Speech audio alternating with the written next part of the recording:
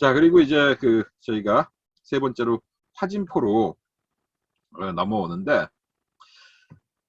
지난주에 잠깐 얘기를 드렸던 것 같은데, 화진포는 가을 동화라고 하는, 아마 우리 이종원 선생님하고 공종원 선생님은 화진포가 지금 굉장히 가까운 데 있으실 거예요. 예. 아마 들렸다 오셨을 수 있으실 텐데, 화진포라고 하는 강원도 지역이 석호라는 호수가 발달되어 있습니다. 바다가 육지 쪽으로 들어왔다가 파도에 의해서 모래가 휩쓸리면서 바닷물이 민물로 변해버린 거죠. 완전히 바다하고 끊기면서 그렇게 만들어진 데가 영랑호, 그 다음에 경포호, 그리고 화진포 이런 데들이 전부 다 그렇게 만들어진 건데, 많은 분 여기 가서 보시면 이제 보통 호수만 보고 예쁘고, 거기에 가면 이제 김일성 별장, 그리고 이기붕 별장, 이승만 별장 요거만 보고 오시는데, 그거 이외에 또 보실 게 뭐냐면 화진포 이기붕 별장이나 김일성 별장 그 앞에 보시면은 요 보이는 거북섬이라고 하는 섬이 보이십니다. 근데 이 섬 자세히 보시면은 좀 특이하게 생겼죠. 꼭 무덤 같아요. 이게 무덤 같은데, 실제로 고성 지역 사람들은 여기서 제사를 지냅니다. 무슨 제사를 지내냐면 축제를 하고 제사를 지내는데, 광개토대왕의 축제를 하고 광개토대왕에 대해서 제사를 지내요. 그래서 이 고성 사람들은 여기가 광개토대왕의 수중릉이었다라고 주장을 하고 있는 곳입니다. 근데 왜 이런 기록이 이런 주장을 얼토당토하는, 우리 일반인들이 볼 때 얼토당토하죠. 광개토대왕의 릉은 뭐 많이들 아시겠지만은 아주 명확하게 광개토대왕 릉이 어디다라고 얘기는 할 수 없지만은 지금 중국 지반, 그러니까 옛날 이제 고구려의 수도였던 국내성이라고 우리는 배웠었죠. 중국의 지반 지역에 가면은 거기 광개토대왕 릉비가 있고, 광개토대왕 릉비가 있으니까 도 주변에 있는 릉 중에 하나일 것이다. 거기 지반 광개토대왕 릉 주변에 보면 장군총이라고 하는 게 있고 광개토대왕 릉이 있고 한데, 그쪽의 무덤 중에 하나일 것이다라고 저희가 추측을 하고 이야기를 하고 있는데, 웬 수중릉이 있느냐? 그것도 강원도 고성에.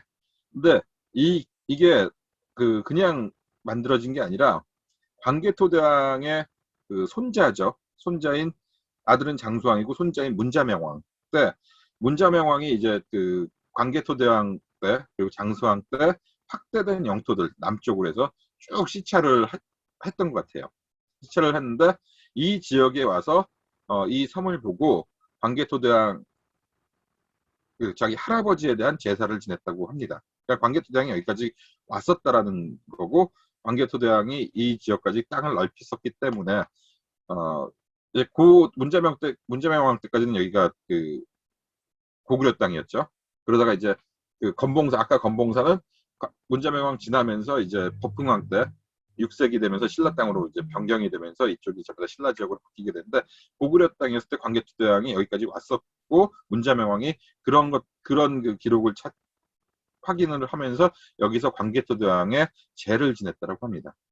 그래서 그 기록이 남아있기 때문에 고성 사람들은 여기가 광개토대왕의 또 다른 릉 중에 하나이지 않겠느냐라고 주장을 하고 있는 그런 수중릉입니다. 여기서 뭐 발굴된 건 사실은 없는데 그런 기록이 남아있기 때문에 광개토대왕의, 아마 그거겠죠.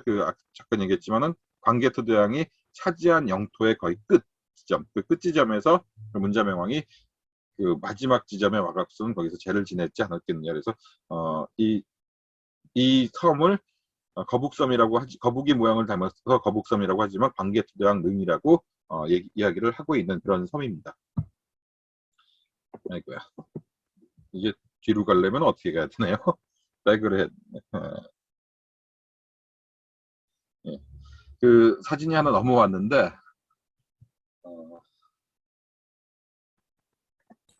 마우스 휠을 예, 앞으로 뒤로 이렇게 누르시면 그렇게 가야 되는데, 제가 그런 부분에서 좀 약해서 죄송합니다. 그렇게 해서 지금 이게 화진포 앞바다예요.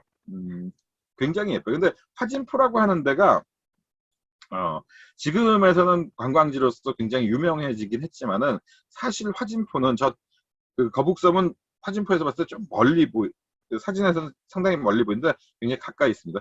화진포가 우리한테 관광지로 된 이유 중에 하나는 뭐였냐면은 사실은 이게 일제시대 때하고 관계가 있어요. 일제시대 때 우리가 보통 강원도 지역에서 가장 좋은 그 관광지 그러면은 원산의 명사십리를 가장 먼저 떠올리실 거예요. 그 십리가 넘는 그 해변이 그 반짝반짝 빛나는 모래 백사장으로 쫙 깔려 있다 그래서 이제 명사십리라고 얘기를 하죠. 거기가 이제 그 관광지였었어요. 최고의 관광지였고 일제시대 때 사실은 서울이나 이쪽 경기도 지역 사람들이 경원선을 타고 그쪽으로 피서를 많이 실제로 갔다 그래요. 그리고 그 일제 강점기 시대 때 특히나 외국인들, 그 조선에 와 있던 외국인들의 그 별장이 명사십리 이쪽 원산에 굉장히 많이 있었습니다. 근데 그 일본이 그 2차 세계대전을 진행을 하는 과정에서 중국 대륙을 침략을 하면서 중국 대륙으로 침략하기 위해서 그 북쪽으로 가는 병참기지가 필요했던 거죠. 그래서 강원 북부선을 만들면서 병창기지가 필요했는데 이 병창기지로 활용했던 게 바로 원산 지역입니다. 그래서 원산 지역의 그 명사십리를 폐쇄를 하면서 뭐 조선 사람들은 못 오게만 하면 그만이겠지만은 문제는 그 거기에 있었던 외국인들이죠. 외국인들 별장들을 다 폐쇄를 시키니까 그 관광지 외국인들이 갈 수 있는 지역이 없으니까 거기에 대한 대체지를 어디로 할 것인가 고민을 하다가 좀 가까운 지역에 그 대체지로 만든 게 바로 화진포 지역입니다. 그래서 일제시대 이후에 이 화진포가 그 바다가 낀 굉장히 아름다운 지역으로 알려지면서 관광지화된 거죠. 그래서 지금도 많은 사람들이 여기 피서를 가시는데 그런 지역으로 이제 화진포가 개발이 되기 시작한 거죠. 보시면은 지금 보실 때 요 안쪽에 지금 아까는 방금 전에 바다를 보셨죠? 지금은 이제 화진포 호수를 보고 계신데 이 호수 저 섬같이 보이는데 안쪽에 그 흰색 지역인데 거기가 바로 이승만의 별장이 있는 지역이고 지금 요 배경이 어떻게 되냐면 흔히 말해서 김일성 별장이라고 하는 곳에서 제가 사진을 찍은 겁니다. 그래서 김일성 별장에서 쭉 봐서 일직선으로 봤을 때 바로 밑에 보면은 숲속에 그 호수 바깥이죠. 바깥에 조그만 집 같은 거 빨간색 집하고 이렇게 보이는데 거기가 이기붕 별장 그리고 저쪽 그 섬같이 보이는데 흰색 그 집 같은 게 그 건물이 보이는데 거기가 이승만 별장 그렇게 해서 거의 일직선상으로 이렇게 나와 있습니다. 자 여기 지금 보시는 거는 이제 이기붕 별장이라고 하는 곳이죠. 그러니까 근데 재미있는 거는 자 김일성 별장, 이기붕 별장, 이승만 별장이 공교롭게도 같은 지역에 한꺼번에 같이 모여 있다는 거죠. 근데 사실은 김일성 별장이라고 하기에는 지금 여기 그 이승만 이제 여기는 이승만 별장이고요. 제가 어, 그 이게 참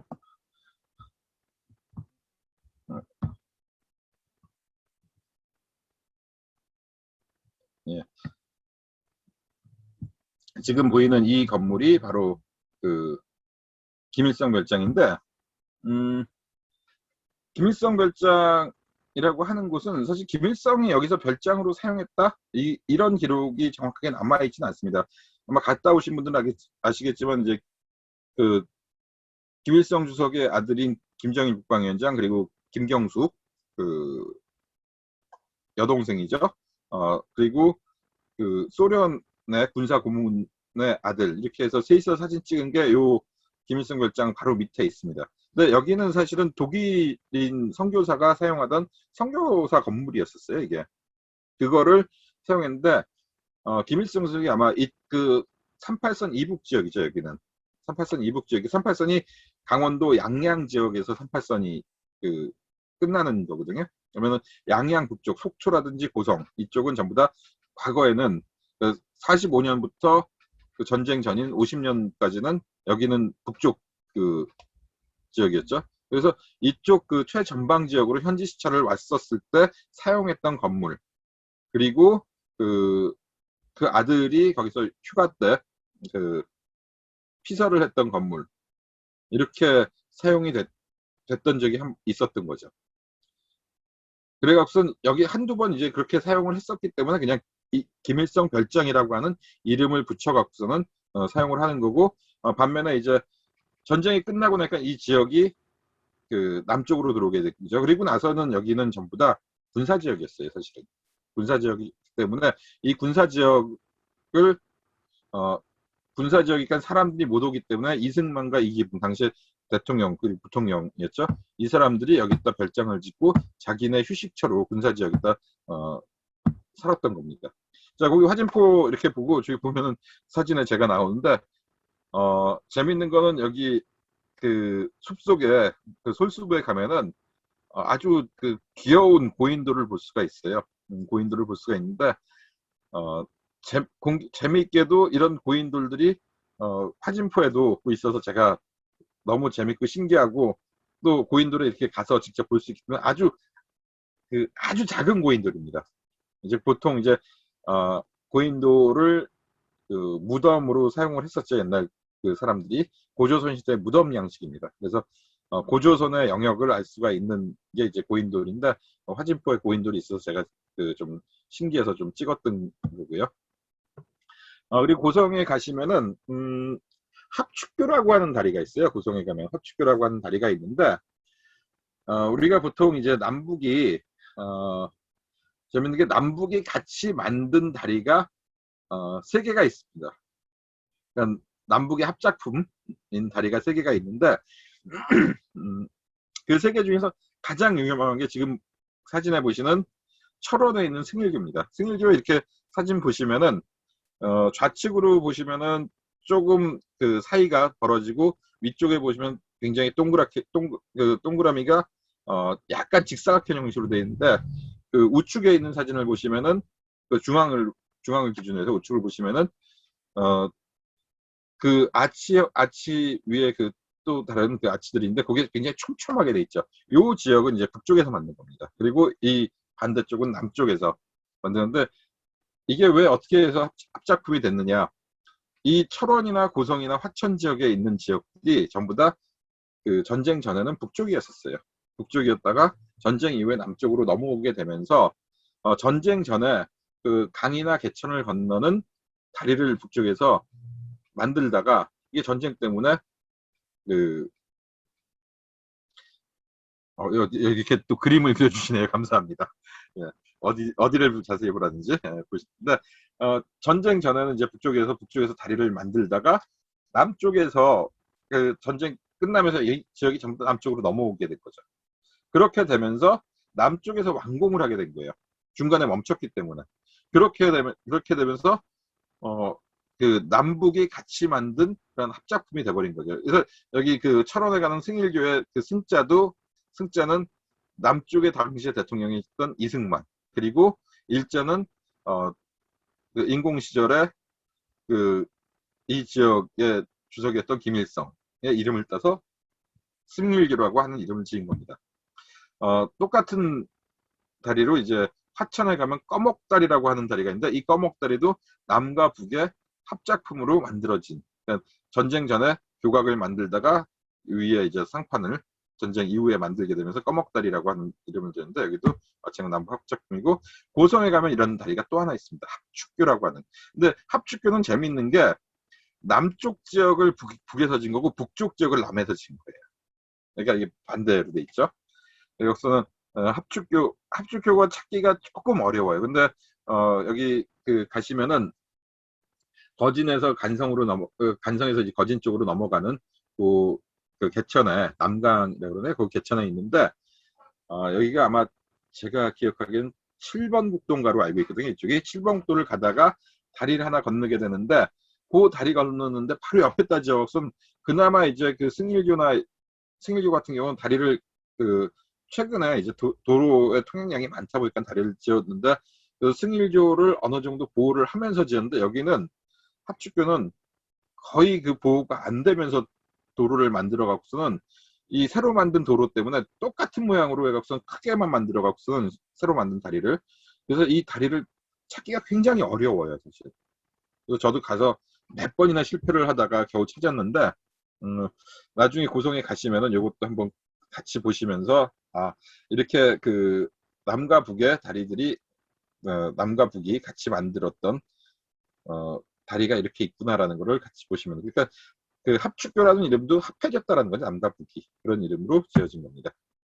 자, 그리고 이제 동해북부선인데, 지금 문재인 정부 들어서는 최근에 남북 그 경협 기금으로 동해 북부선, 강릉에서부터 그 제진까지, 그 속초를 지나서 제진까지 동해 북부선 완공을 위한 그 철도 공사를, 타당성 조사를 하고 지금 철도 공사를 진행하기 위한 준비를 하고 있는데,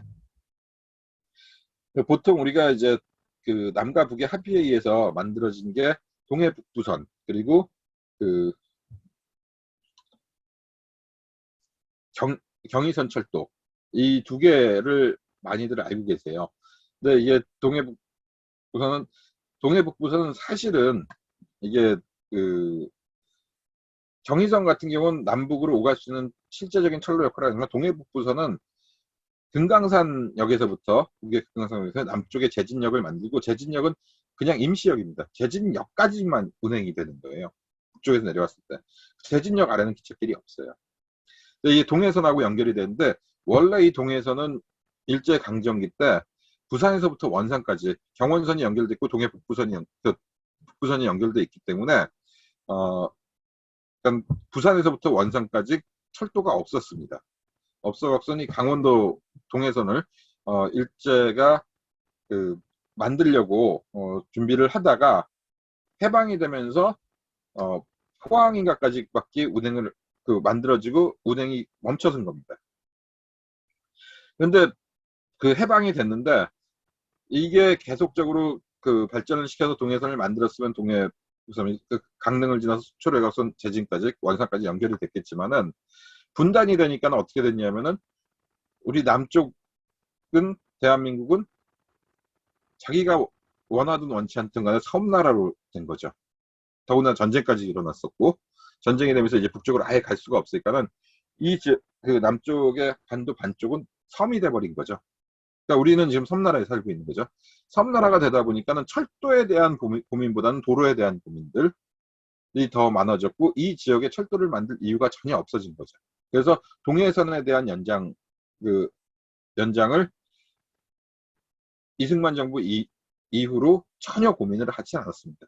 대신에 어느 거를 지금 태백까지 가는 중앙선 철도를 만들 필요성은 있었죠. 그래갖고서는 거기 이제 탄광을 개발을 해야 되기 때문에 그 탄광으로 가는, 정선을 지나서 그 태백까지 가는 그 탄광으로 가는 철도를 만들게 되는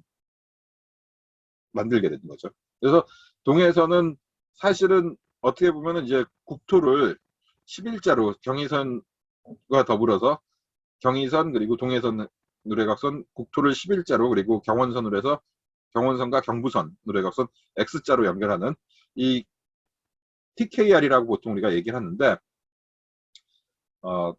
이 TKR을 만든 가장 중심이 될 수 있는 그 기찻길인데도 불구하고 버려진, 그리고 경제성이 없기 때문에, 이 강원도 쪽으로, 부산에서 강원도 쪽 가는 사람들이 거의 없다 보니까는 이 경제성이 없다는 이유로 배제돼 있다가 평화라고 하는 남북의 그 협정이 6.15 공동선언이라든지 14선언, 이런 남북 협정이 맺어지면서 평화라는 측면에서 굉장히 중요하고, 그리고 만약에 북과 남이 철도를 연결을 했을 경우에 이 동해선은 시베리아 횡단철도로 가는 가장 빠른 철도가 되기 때문에 남쪽에서부터 굉장히 중요한 역할을 할 수밖에 없는 거죠. 그래서 최근 들어서 그 중요성이 부각이 되면서 이 지역을 철도를 연결하는, 지금 우리 정성희 소장님께서 부산에서부터 경부선 쪽 길을 따라서 오셨는데 나중에 한번 이 동해선 길을 따라서 한번 걸으실 것 같기도 한데, 굉장히 중요한 그런 역할을 하는,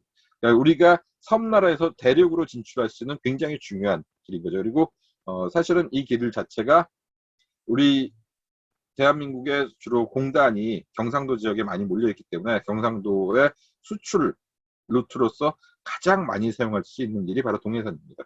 지금 우리가 러시아로 유럽으로 수출을 할 때 보통 어떻게 수출을 하냐면은 울산에서 배를 태워서 울산 지역에 공단이 많잖아요. 경상남도 쪽으로. 울산에서 그 물건들을 만든 거를 배를 태워서 블라디보스톡으로 보냅니다. 그래서 블라디보스톡에서 그 하선을 하고 그 블라디보스톡에서 시작된 시베리아 횡단철도를 상차시켜 갖고서는 그 짐을 나르고 있는 그 수출을 하고 있는데 이게 지금 제일 빠르고 제일 비용이 적게 드는 거죠. 만약에 동해선이 연결된다 그러면은 그 배를 타고 블라디보스톡까지 가는 게 아니라 그냥 기차를 타고 울산에서 바로 기차를 타고 그 대륙으로 보낼 수 있는 가장 빠른 길이 생기는 겁니다. 마찬가지로 이런 철도가 이제 서쪽에 있는 도라산역이 있고 안타깝게 이제 끊겨진 역이 어디냐면은 신탄리, 연천 신탄리에 있는 경원선은 동서로에서 두 개는 도라산역과 제진역은 연결이 돼 있지만은 신탄리 이제 지금 백마고 지역까지 연결이 돼 있는데 이쪽 철원 쪽에 있는 철원역 쪽 이쪽은 경원선은 연결이 안 돼 있죠. 자, 지금 그 신탄리역이 그림에 나오고 있죠. 여기는 경원선인데 안타깝게 신탄리까지밖에 운행을 안 하고 있습니다. 그러니까 동서로는 돼 있는데 그 남북으로는 연결이 양쪽으로 돼 있지만은 동서로는 연결이 안 돼 갖고서는 경원선이 그 연결이 되지 않은 분들을 지금 보여드리고 있는데 제가 이렇게 좀 보여드리는 이유 중에 하나가 그 지금 고성하다가 파주 왔다가 지금 연천으로 왔죠. 요 다음에 가면은 이제 어떤 역을 보냐면 철원역입니다. 여기는 이제 경원선이 철원까지 와서 철원에서 약간 금강산선으로 분기됐다 그러는데 가서 현장에서 얘기를 할 때 이 다른 지역들 고성 가서 고성 얘기만 하는 게 아니라 다른 지역들하고 같이 연결해서 그 공간적인 개념들을 같이 만들어 줘야지만이 사람들이 좀 더 이해하기가 쉽고 가볼 수가 있지 한 곳만 얘기하다 보면은 똑같은 개념들을 갖고 있는 분들이 있는데 놓칠 수가 있기 때문에 이런 것들을 좀 그 DMZ 지역이라고 하는 그 지역을 동에서부터 서쪽까지 다 전체적인 부분에서 볼 수 있도록 그렇게 해서 제가 PT를 만들었기 때문에 그렇게 보시면서 가시면 좀 더 이해가 높으실 겁니다. 이 경원선이 가다가 철원에서 끊겼고 지금 남쪽에서 사실 신탄역에서 끊겼고 그 철원역에서 분기돼서 금강산역으로 하는데 여기 철원역은 이제 미국의 폭격에 의해서 완전히 폐허가 돼 갖고서는 지금 플랫폼 흔적만 남아 있고 유일하게 철원역에서 과거 그 모습 그대로 남아 있는 건 저 앞에 보시면은 그 차단기, 철도 차단기가 있는데 그 차단기만 옛날 모습 그대로 볼 수 있는 그런 역입니다. 자, 이제 제가 요거는 그 통일전망대 관광에 갖고서 했는데 민통선을 들어가려면 이런 그 표지판을 받으셔야 돼요. 표지판이 없으면은 불법 차량으로 그 내쫓깁니다. 그래서 그 고성 지역 통일전망대를 가려면은 그 DMZ 박물관하고 가실 때 그 고성 그 명파리 그 입구에서 잠깐 멈춰서 거기서 그 사전 등록 신청을 하게 되면은 자가용으로 가셔도 되고 버스로 가셔도 됩니다. 그럼 이런 그 통일전망대 관광이라고 하는 이런 그 표지판을 주면은 이 표지판을 차 앞에다가 꽂아놓고 그 민통선 안쪽으로 들어가실 수 있습니다. 우리들의 통일을